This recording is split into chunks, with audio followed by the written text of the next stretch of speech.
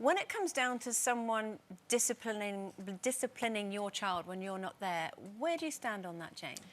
Well, in this situation, it was the mother, I believe, that reported it to the police. The police, yeah. Now, I think my reaction to this personally, because the 23-year-old knows the young boy, my reaction would have been to go round to see him and say, right, what's gone on here? I really don't appreciate, you know. I think that when it did get to the point where it was reported to the police, I think the police did have to do something. I think the CPS were right, because if you look at the bare bones of it, you can't have a 23-year-old doing a premeditated act, which is going to a shop, buying 3 bars of soap, returning, and doing that to a 6-year-old child, however that 6-year-old child has behaved. So I think it was right. But going back to that, I think as the mother, I would have said, right, OK, you aren't an angel. You do swear at the age of 6.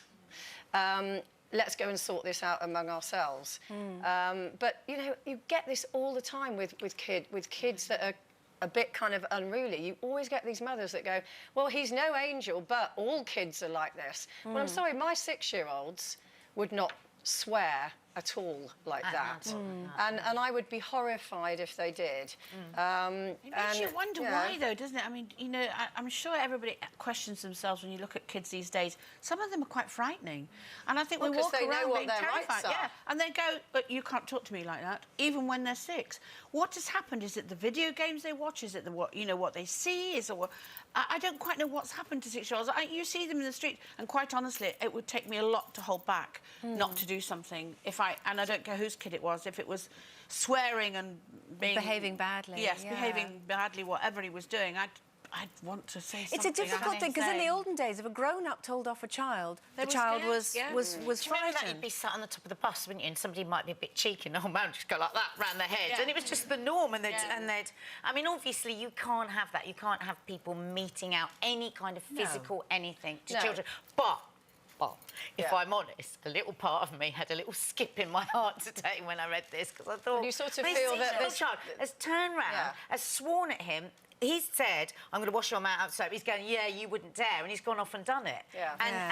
And I'm honest. Sometimes I'm on buses or on the tube and I'm amazed that I'm scared of an 8, 9, 10-year-old. It is crazy. But when I was young, isn't it? Yeah, when I was young, if I would have come home, or I did, and would say, oh, so-and-so teacher told me off and was really unfair, my mum would say, well, what did you do to deserve that? She would take the point of view of the grown-up, you know, and that's sort of gone now. And time and again, particularly in schools, you get a teacher will say, or a head teacher will say, this child is going home because she's wearing 48 ear piercings and it's against uniform policy. And the mother will go, don't you tell my child what to wear. And so that's the way we're going now. So kids will test you to your nth degree. The child they will test you and test you until you go, poof. Do you know what? I once saw my mum wash out my sister's mouth with soap. Really? Did you? Yeah. I was threatened. It's one of these things you get threatened with. I've never known anyone to actually have it. No, she really did it. But the thing is now, this is my oldest sister. She swears like a trooper. It didn't work. I'm quite embarrassed sometimes when I'm out with her. No, it didn't work at all. It's gone the other way. There you go, folks. It doesn't work. There's no point. Postnatal depression after I had Amy. It was something that I dealt with by myself for 2 years before I even sought help for it. And thank God I did, because obviously I was put on tablets and that helped clear my mind, and then I came out the other side and all was well.